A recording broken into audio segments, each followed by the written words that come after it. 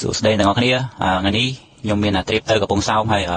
មកមកធីមទៅមក DOP បាទឥឡូវយើងទៅសួរចំណាប់អារម្មណ៍ទាំងអស់គ្នាតើក៏មានចំណាប់អារម្មណ៍យ៉ាងណាពេលដែលបានដើរលេងតោះបោះរៀងមុន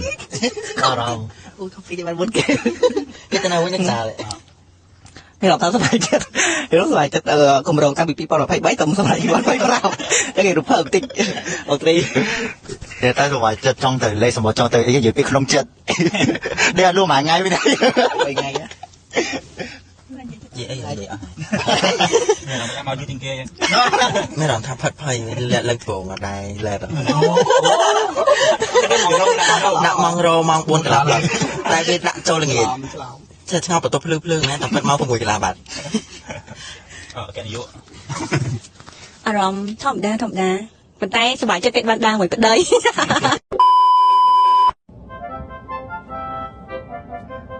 ទីបងមកដល់កំពង់សោម